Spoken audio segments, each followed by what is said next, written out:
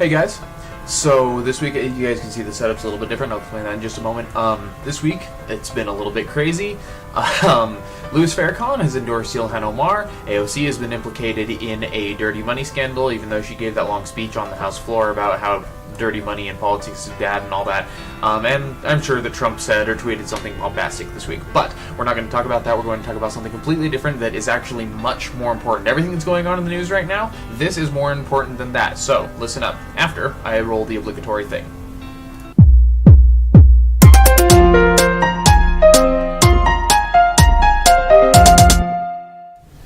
Okay, so welcome guys. So you can see the setup's a little bit different today. I'm actually shooting on a webcam and I'm not going to go into all the specifics of that, but I do need to show you a lot of stuff on screen record, so I'm actually doing this kind of in live stream format, though I am just recording it. So I'm going to be showing you a bunch of stuff on my desktop just to make it easier on editing for me. This isn't going to be the new norm, but work has really been tiring me out, and so this is just going to be for today, and later I will get rid of these bars on the side with my logo. Because I really do like the more polish of using my Canon camera, so that will be back later. So today, the most important thing that we're talking about today is going to be not all the crazy stuff that's happening in the world, because it's crazy and that's normal, but the thing we're going to be talking about today is a constitutional convention. Why? Well, let me tell you. The federal government is completely out of control. We know this. It's insane, really. They can pretty much... I mean, it's good. They can pass what they need to pass. However, it is clear at this point that the federal government is not interested in what the real problems in the country are. They don't want to balance the budget. They're not going to impose term limits on themselves. That's obvious, and so they're going to stay there for years and years and years. And they're not interested in the right things. So there has to be a solution to this. Now, in order for this problem to be solved, the Constitution has to be amended. And I know that's kind of scary, but let me explain. There are two ways to amend the Constitution. One is 2/3 of both houses of Congress have to vote to amend the Constitution. And they propose an amendment, and then they would pass it with 2/3 of both houses, and then they would send it to the states, and then 3/4 of the states, which is currently 38, would have to ratify that amendment. That's how all of the amendments have been made thus far. However, that requires that Congress is responsible and actually interested in doing the right thing. So, that's not going to happen, obviously. They're not going to fix the problems that are currently on the books. They don't want to pass a balanced budget. Okay, they don't want to actually fix the problems that are going on right now. They don't care about presidential overreach or any of this stuff. These are all just normal things for them, and they have no interest in fixing them. And so, there is a second way to amend the Constitution, because the founders saw that there was a potential that this would get out of hand, that the federal government would become too powerful and they would become too self-interested and corrupt, and that there would be no way for the federal government to fix its own problems, or that they wouldn't want to. So they put something else in there. It's called Article 5. Now, Article 5 allows us to amend the Constitution, and all we have to get is 2/3 of state legislatures to vote for it. So that's currently 34 states. So 34 states would have to pass a measure in their state legislatures to amend the Constitution, or to call a constitutional convention, not to amend the Constitution, to call a constitutional convention. Then representatives from each of those states would come together to a convention, or I believe all the states would come together for a constitutional convention, and they would propose amendments, which then, in order to become part of the Constitution, would have to be ratified by the same 3/4 of the states, completely circumventing Congress. Okay, so these problems that we have, for example, Congress writing themselves out of laws, for example, like Obamacare. Congress is completely exempt from Obamacare from their own doing. They wrote that into the law, that no, Congress doesn't have to follow these rules that we're instating. And the same thing with insider trading. Congress is able to do insider trading. Why? Because they passed a law that said that they could. And so that's one thing that we could fix. We could fix Congress being able to write themselves out of laws. We could fix several things. And the current movement right now is called the Convention of States. There have been many movements in the past, actually, that have tried to call an Article 5 constitutional convention, but this one is called the Convention of States. And I can actually show you right here, if we go to my desktop. So this is conventionofstates.com, and that's it. Very simple URL, conventionofstates.com. I have already signed the petition. And all that's you is for your first name, your last name, your email, and your mobile phone. and it actually allows you to opt in and out of email updates and text message updates, and then asks you for your street address, and this allows them to deliver your petition directly to your state legislators, and just asks you how you hear about us. I actually don't think that I actually even checked the box on how you heard about us. To be fair, I heard about it from Ben Shapiro. That's why I'm bringing it to you. So then it'll send it to your state legislature. Now, I do mean to say here, Idaho and Utah have already passed these measures. They are two states already on the docket, and that the total amount of states that have voted to bring this in are 14. So that doesn't mean that you're off the hook, though, if you're from Idaho or Utah. You still need to share this with your friends. Put this on Facebook. Share this video on Facebook. That's why I make this video.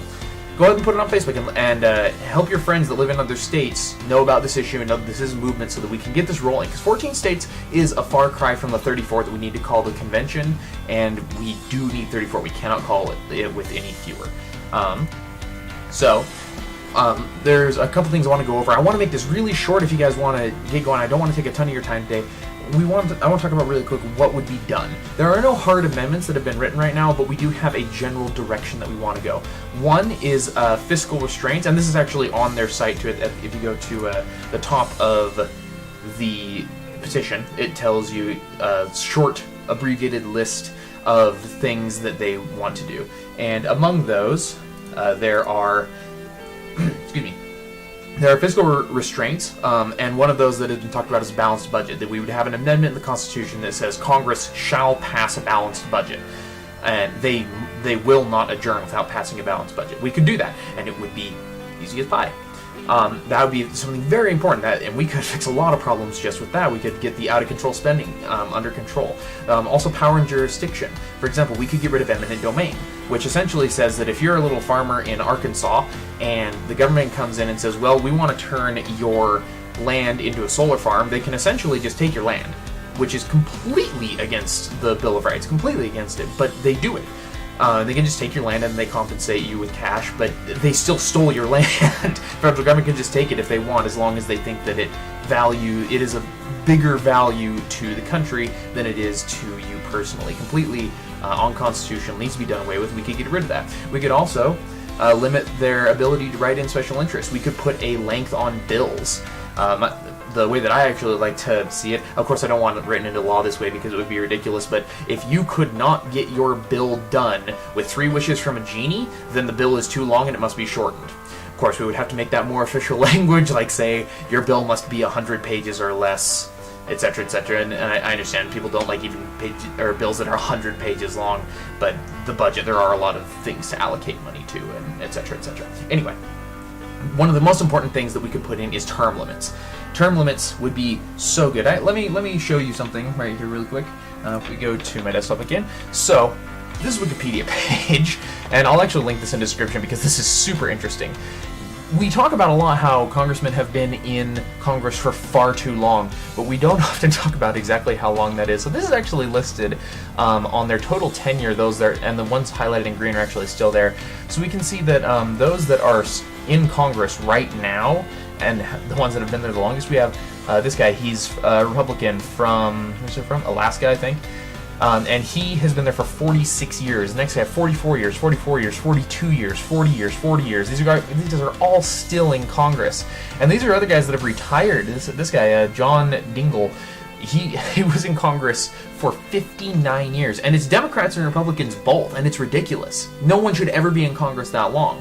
And that's just asking for corruption.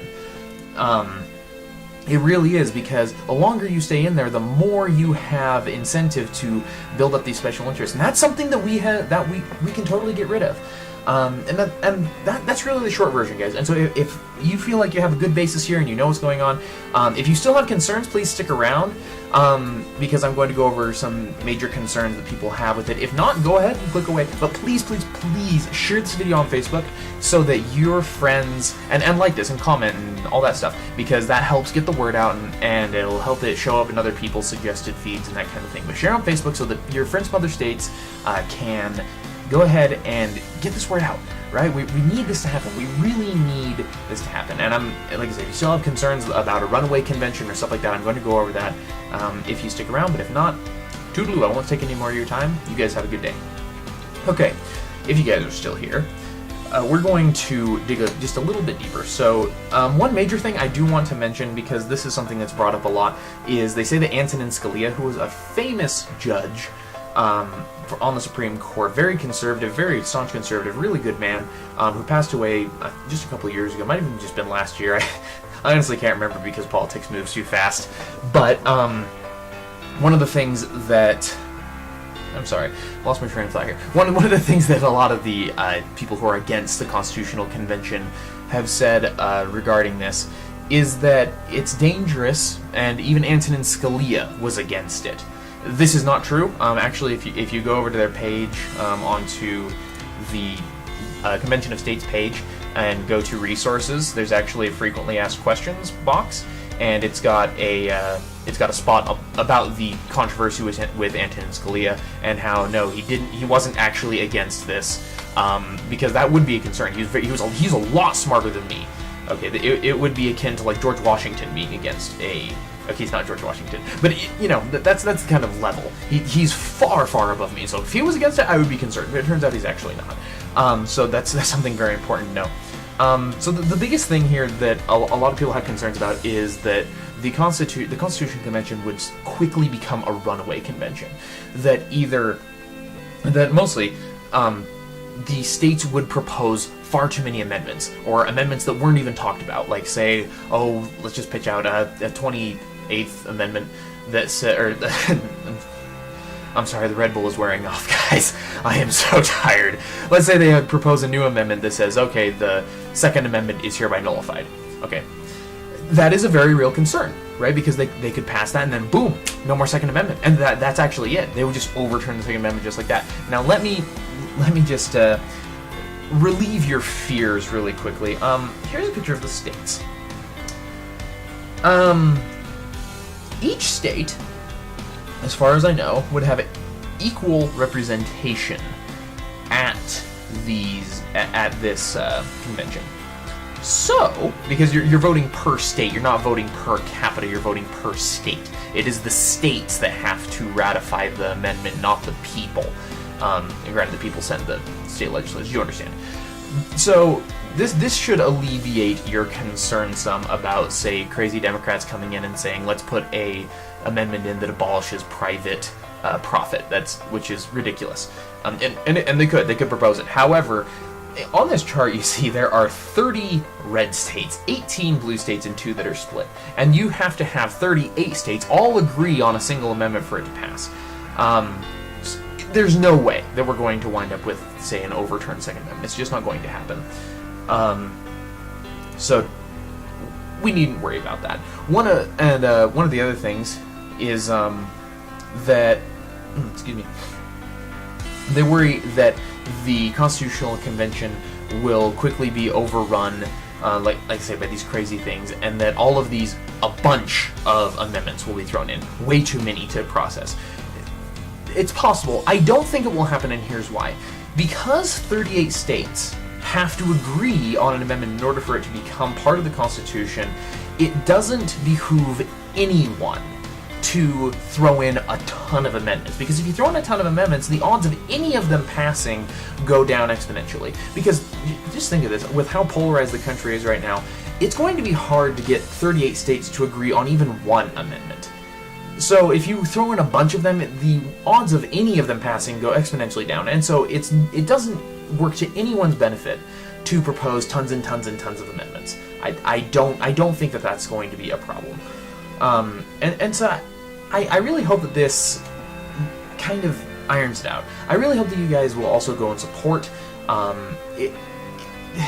It's a problem, guys. We have to solve this problem, and this is the only way that I can see to do it. The founders put it in the Constitution for a reason. They knew that it was possible that the federal government could become so overbearing and so overpowered that they would simply just be able to walk on the American people.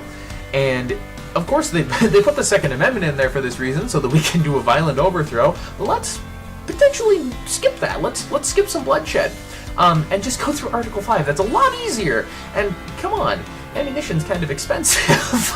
I don't want to do that.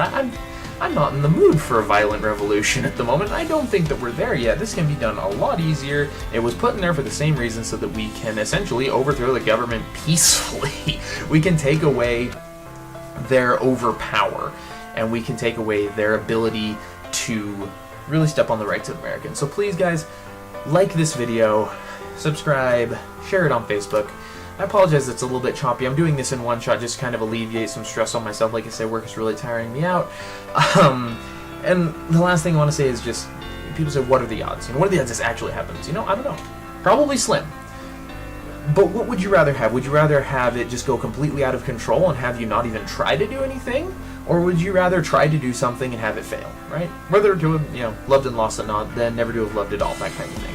I would much rather try this, and if it doesn't work, it doesn't work. At least we tried. I do think that we will be held accountable when we die. We will be held accountable at the judgment bar. And I think that if we let, if we let our fellow man suffer under a increasingly tyrannical government, and it will become increasingly tyrannical. That's just the way it goes. If we allow our fellow man to suffer under completely tyrannical government, I think that we will be held to account. And I think that this is a way that we can show that, no, you know what, I tried. Even if it doesn't work, I tried. I tried to give the power back to the people. So thank you guys. Sorry this wasn't really a very funny episode, but I feel this is really, really important. And I hope that you guys understand, and please, if you have any additional questions or anything, go ahead and post them in the comments. I promise I have a small enough fan base that I can afford to answer everybody's questions, as long as you're not trolling, in which case I'm not going to answer. Anyway, you guys, have a good day.